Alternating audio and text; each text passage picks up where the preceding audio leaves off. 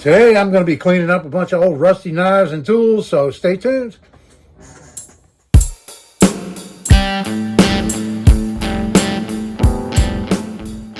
Hey everybody, and thanks for coming back for another video. This is Dave, and today I'm going to be cleaning up some of these old tools. They were in pretty bad shape, and the only thing I've done is I threw them in some rust remover. My easy homemade rust remover that I make with citric acid to replace that expensive name brand rust remover. And this stuff works great. I had it in there for about 5 hours and checked them and pulled them out. And I don't have individual shots of what they look like before, but here's a shot of what this looked like before.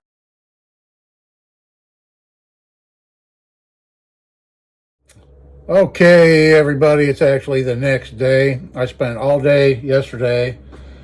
I didn't realize how far behind I am on cleaning up all these things I've been picking up at flea markets and thrift stores. But I ended up spending all day yesterday and half of today. And I feel like I've finally gotten caught up a little bit. I still have a few more things to do. But I want to show you how some of this stuff turned out that I got done as far as I'm going to go with it anyway. Here's a shot of the fish knife, a little clip of the fish knife after I got it out of the easy rust remover. Check that out. And here it is now. And here it is now. And this is as far as I'm going to go. I was contemplating putting new handles on it and taking these off so I can clean all the rust up that's underneath of them. But after getting out of the rust remover and looking, it's pitted so deep and it's such a thin blade, there won't be anything left of it. So I put an edge on it and cleaned it up a little bit. And it has real nice hardwood handles and stuff. And that's as far as this is going to go. It's good enough to flag a few more fish in its life, but it's probably just going to get put away. And then this knife here, this is what it looked like when I got it out of the rust remover. Here it is after being in the rust remover solution. And here it is now. And I was going to do some stuff to this knife, maybe shorten it and, fix that. But upon looking at it closer, it's actually homemade. Of course, no idea who made it, but it kind of looks like one of Dwayne's knives, his cool old knives over on the Patriot Knife and Tool channel.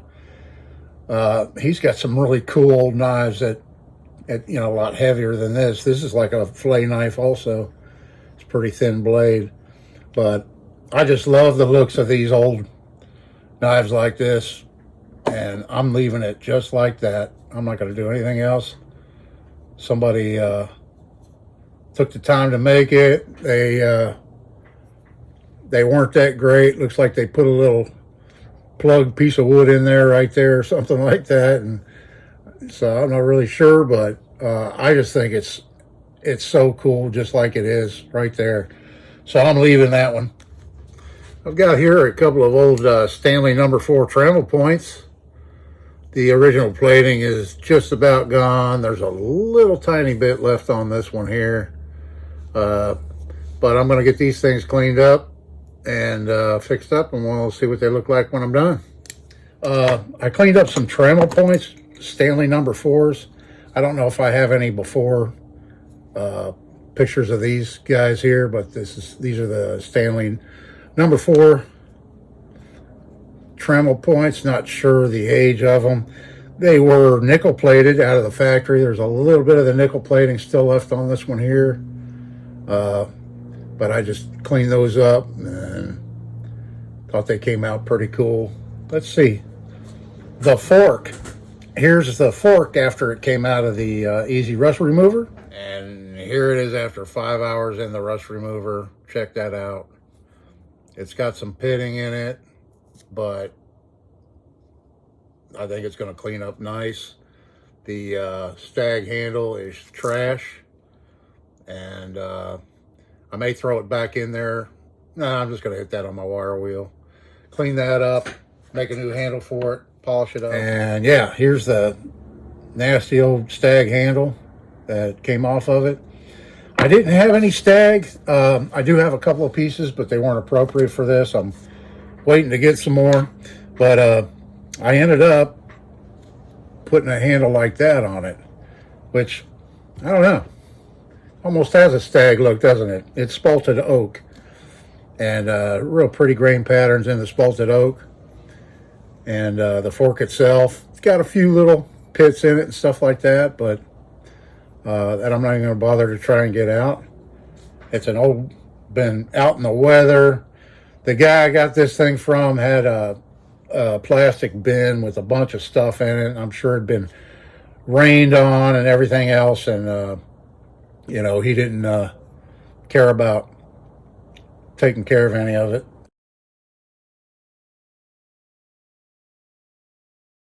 And that's where I pulled these last three things out of to restore. So got this little fork back in action now. What do I want to show you next? Let's see. The Yankee screwdriver. Here's a clip of it when it came out of the rust remover. The Yankee screwdriver. This is a Jordan brand, made in Germany. I threw this in the rust remover. The plating was very little of it left, and the rust remover did a pretty good job of taking most of that off. And this thing was really, really stiff before the rust remover, and now it's actually working. It's not super smooth yet. I haven't oiled it. Really, I haven't done anything to this but throw it in the rust remover initially. And this is what it looks like before. And here she is now. It's a Jordan made in Germany. And nice and smooth. It's like functioning like brand new now. Everything works great on it. The knurling is still in really good shape on it. And this, of course, was chrome plated or nickel plated, and most of the plating's off of it, and I just shine it up. And the handle I didn't do too much to, but give it a quick light sanding and threw some wax on it, and I just left that natural age to the Yankee screwdriver, the spiral screwdriver, whatever you want to call it. I always call them Yankee screwdrivers. That was my first cordless drill when I was a youngster. Okay. Next up, here's this little camp knife. I think here's a picture of it before.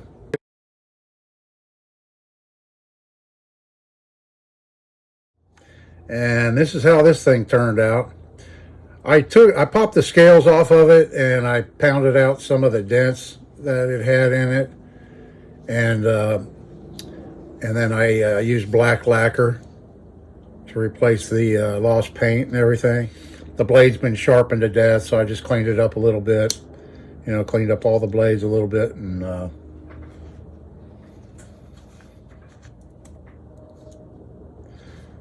you know, and it is what it is. It's a cheap, made in Germany, little camp knife. And there's that one. Saws. Here, this was probably maybe one of the worst tools that I picked up. And here's a shot of this saw.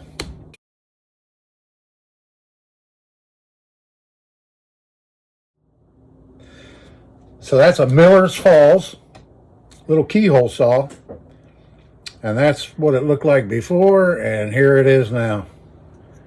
It came out really great, other than the blade was bent at one time and they straightened it and cracked it or whatever. Right there it has a crack in it, but right here you might be able to see Miller's Falls right there. Miller's Falls Company, made in the USA. So I didn't have any gray paint. I think this was originally gray. I just used what paint I had laying around to do that. And yeah, that one came out a lot better than I expected it was going to, seeing the way it looked before. While I was at it, I've got a small collection of keyhole saws. Here's another Miller's Falls that I redid at the same time I did that one. This one sports a brand new Tough Flex blade and cut steel, iron, soft metals. I'm trying to read this backwards. Wood, plastics, bone,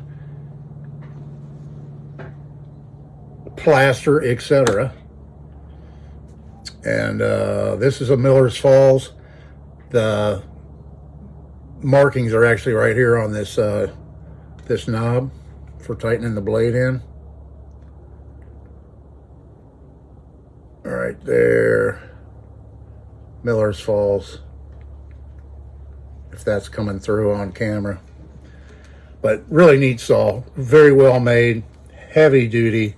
You can, all these little notches, you can position the blade any angle you want. Multiple angles, even upside down, with those little notches that it has. And it's like a 12-inch blade in this one. And that's another Miller's Falls. Then here I have a companion, an old companion keyhole saw. That's pretty cool. That's probably newer than those other ones, I'm guessing. But there's that little guy. And then I have a number of blades I threw in my Easy Rust Remover. And I just thought I'd show you the difference. Here's, and I believe these are like brand new blades. They're very sharp. Here's one what it looks like just right when it comes out of the rust remover without doing anything to it but wiping it off. See the fuzz from the rag I used to wipe it off. That's what it looks like when it comes out. And then if you just hit it with a wire wheel real quick, this one has quite a bit of pitting in it. Then they come out like that. This one here, number 525, made in USA, Miller's Falls Company. Something in Massachusetts, it says right here on the blade. Another Miller's Falls blade. And this one here, anything on it, but there's another one that cleaned up pretty nice. And then this one here, I didn't notice it until I started cleaning it up. It's a Douglas keyhole saw blade. And I don't have a Douglas handle, so I'm going to have to keep my eye out when I hit the flea markets and stuff and see if I can't find. They had, Douglas had wooden handles, pistol grip handles, and they had aluminum, probably cast aluminum handles. And that's what this blade fits, and I don't have one of those, so I'll keep my eye out and see if I can't find one day. All right, back to knives. We got this little Camillus.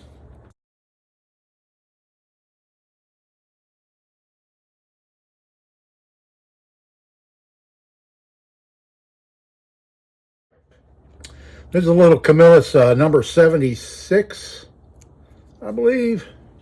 Yeah, the number 76 right there. I think I said this one was going to clean up like new, and it's not like new, and I could take it farther, but I'm leaving it. I like the old patina that it has. I cleaned it up real good and got them all the blades to where they snapped. The spade blade wasn't snapping very well, but here's the spade blade, and it snaps.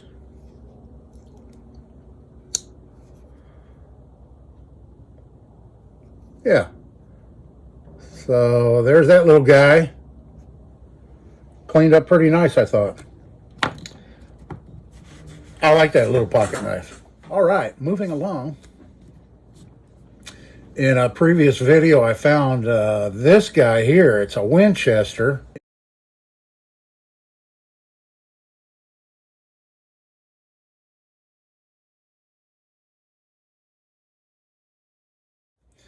and it was in pretty bad shape.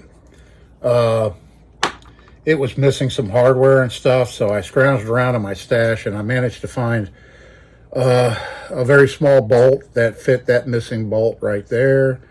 And then instead of making like a little spacer and tapping it and all that stuff, I just countersunk this hole a little bit, found a small bolt, and tapped it all the way through, and so the head would be recessed a little bit, and then just threaded it in there with some Loctite, put some Loctite on it.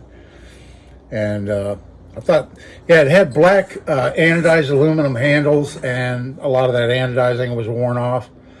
So I didn't get every last bit of it off of there, but I knocked off quite a bit of that anodizing, and I'm not set up to do any aluminum anodizing, so it's just going to have to stay bare like that. But the blade, I mean, it's in excellent condition, and it is a liner lock, and it works really well. There's no movement in it.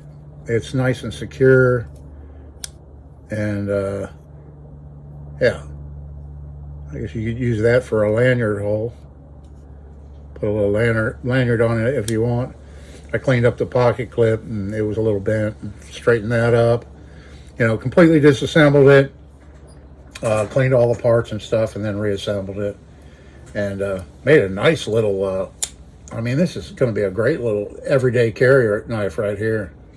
Great EDC knife, this Winchester. I think Gerber made a lot of knives and put Winchester on them. Let me know down in the comments if you know anything about that. This, I'm wondering if this knife was actually made by Gerber. It seems to be really good quality. You know, not sure what the steel. The blade is stainless steel. Not sure what kind it is, but we'll see if it retains an edge very well as I use it in the future.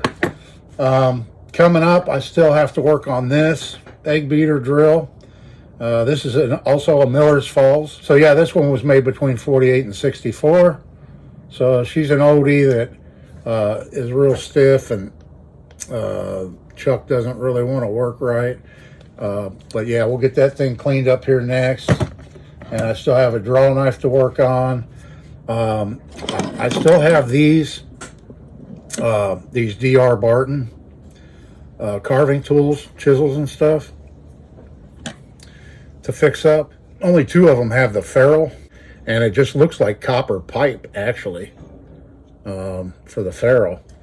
And same with this one. This one's loose also. So I looked around, and it's 3/4 inch, and I thought I had a piece of 3/4 inch copper pipe, but I guess I used it all right. Yeah, I had to put a Band-Aid back on my finger. My cut opened back up again somehow. A few more things I could show you that I picked up is this Upton Walton lock, and it's still working, but I'm not going to restore this. I'm just going to hang it up for decoration. I love these old blocks. This is an Upton Walton from Cleveland, Ohio, the 4SL. I also have this neat little, like a collet style chuck ratcheting. The only markings on it is, let's see if we can find it here, right there, USA. That's all it says on it. No other manufacturer's stamp anywhere or anything. It came with these two standard screwdriver blade and then a chisel. I don't know why you need a chisel on a ratcheting, but you can put it in the middle and it locks up, so it won't rotate when you have it in the middle position. So yeah, I assume it probably came with some kind of like a plastic roll case or something originally, possibly from the 60s or the 70s, and it had, you know, Phillips head and different bits with it, but this is all I got, so I'll hunt around. I had a whole bunch of these before, but I think I got rid of them. I haven't seen them laying around, so I'll have to hunt for some of those that might fit this little thing, and I'll get this cleaned up and polished up in the future. Anyway, this video is probably getting a little long for my videos. Anyway, So I just need to tell you that I really appreciate y'all watching, and I appreciate my subscribers. I appreciate everybody leaving comments. I love it. You know, that's why I'm doing these videos, is to kind of pay it forward. And I got some more stuff coming up here in the near future I plan on doing videos on, so come on back for the next one. I appreciate it. This is Dave. See you in the next one.